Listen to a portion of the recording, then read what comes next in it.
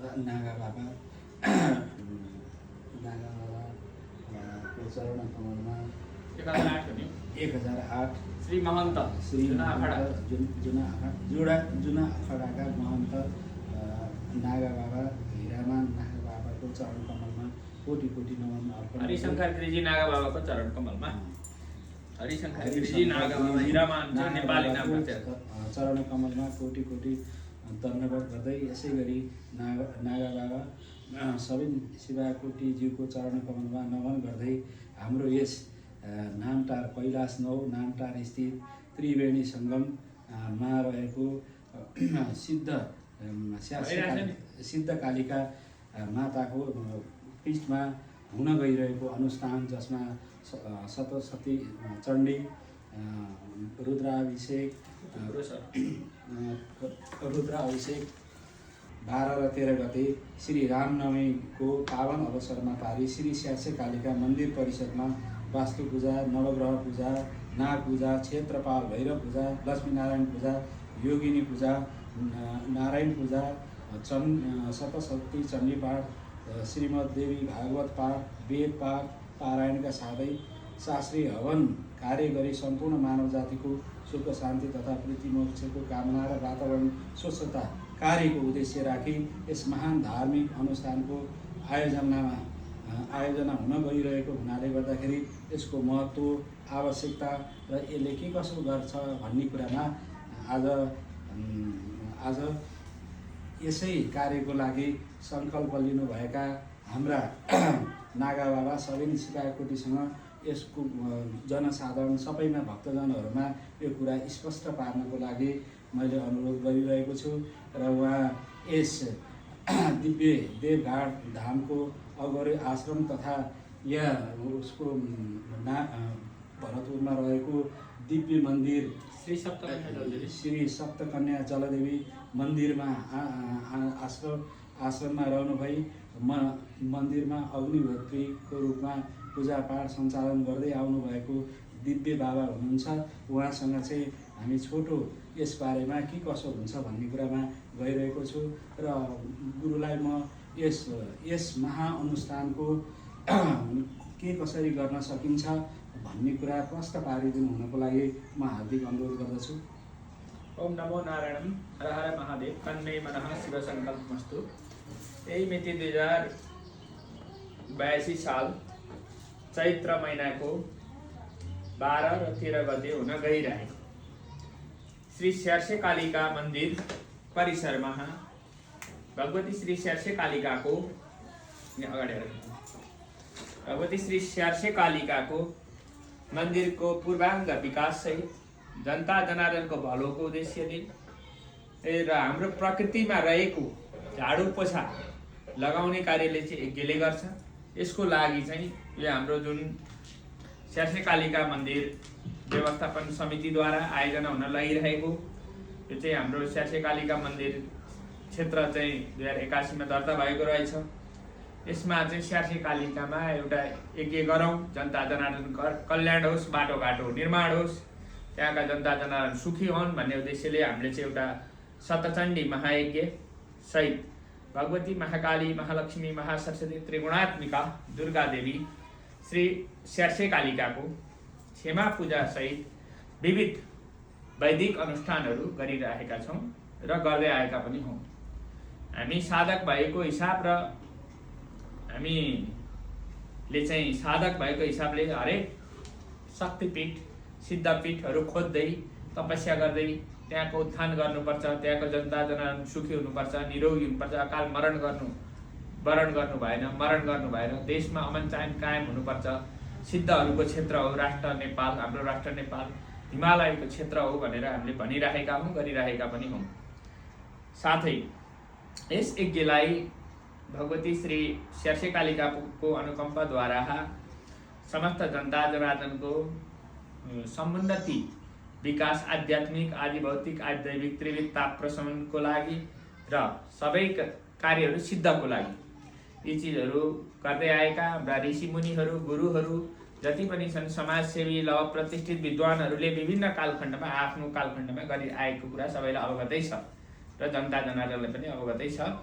त्यसैले हामीले एउटा सङ्कल्प लियौँ। हाम्रो कालाखेतीजीको नामडाँडाकै बासी हुनुहुन्छ, उहाँ हेडमास्टर पनि हुनुहुन्छ, रामप्रसाद कालाखेतीजी, उहाँ प्राचार्य पनि हुनुभयो र उहाँले त्यहाँका गाउँपालिकाका अध्यक्षजी, वडा अध्यक्षजी र समाजका लगभग प्रतिष्ठित व्यक्ति,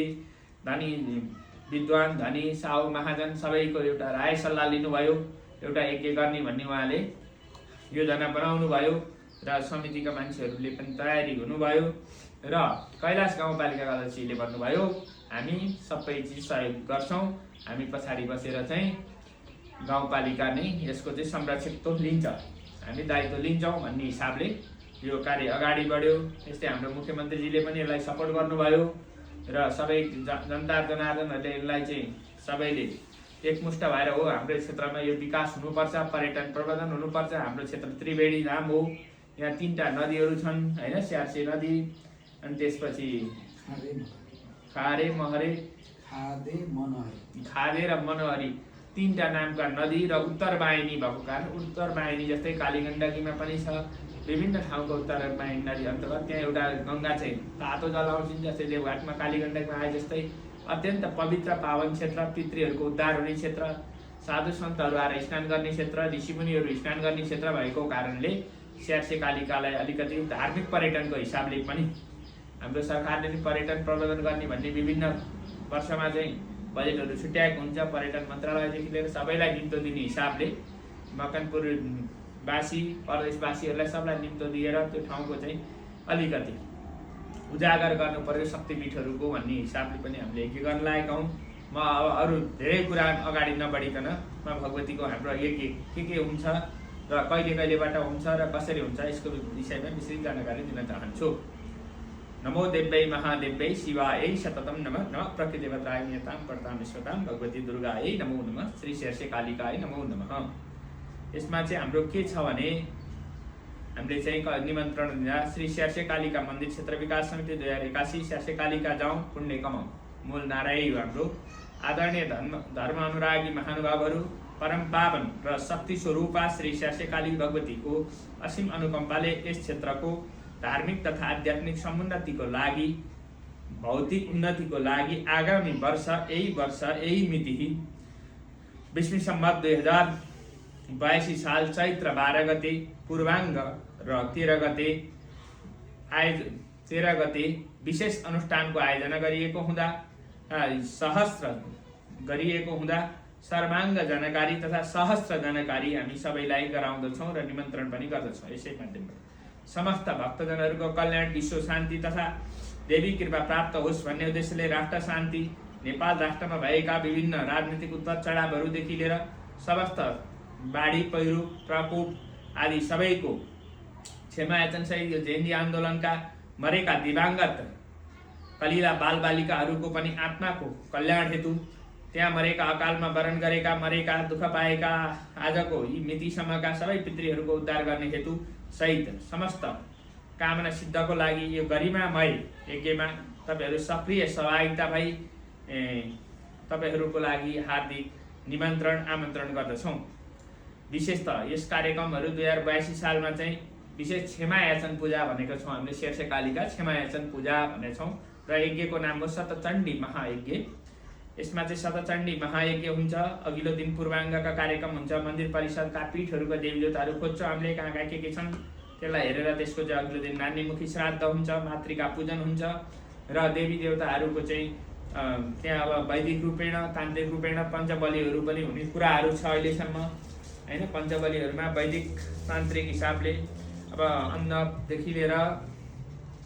वैदिक रूपमा पशु बलि, तन्त्रमा पशु बलि पनि हुन्छ, जे सम्भव हुन्छ त्यसलाई हामीले यहाँको देशकाल परिस्थिति हेरेर त्यो पहिला भगवतीको क्षमायाचन पूजाहरू गर्छौँ र त्यसपछि हामीले गङ्गा पूजन गर्छौँ। त्यसपछि श्रीमद्देवी भागवत पाठ पारायणको लागि भगवती श्री महाकाली, महालक्ष्मी, महासरस्वती, त्रिगुणात्मिका दुर्गा देवीको पूजा गरेर शतचण्डीको कार्यक्रमहरू अगाडि बढ्छ, पाठहरू अगाडि बढ्छ। यसमा लघु रुद्राभिषेक हुन्छ, 121 आरती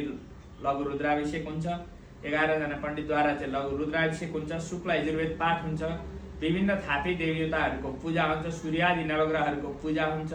हवन कुण्डमा पवित्र अग्निहोत्री ब्राह्मणद्वारा चाहिँ वैदिक पद्धति अनुसार हवन हुन्छ, 1.25 लाख दीप प्रज्वलन हुन्छ, पञ्चसुते कतिवटा लक्ष्मीनारायणको पूजा भण्डारा होइन मण्डप स्थित जति पनि देवदेवताहरूको स्थापना गरिन्छ सबैको पूजा आचन इत्यादि कार्यहरू हुन्छ र यस साथसाथै ब्राह्मणको अन्तिममा विदाय दान दक्षिणादेखि लिएर सबै कार्य चाहिँ सोही दिन हुने भएको हुनाले यथा समयमा यहाँ हामीले जुन समय भन्छ बिहान 7 बजीदेखि चाहिँ यज्ञ आरम्भ हुन्छ 13 गते होइन 12 गते चाहिँ हाम्रो चाहिँ पूर्वाङ्गका कार्यक्रममा पनि सहभागी हुन जनता जनार्दनहरूलाई र 13 गते विशेष रामनवमीको पावन अवसरमा चाहिँ सबै जनता जनार्दनहरूलाई यज्ञमा उपस्थित भई पुण्य लाभ लिनुहुन हार्दिक निमन्त्रण गर्दछौँ। हस्त ओम नमो नारायण हर हर महादेव।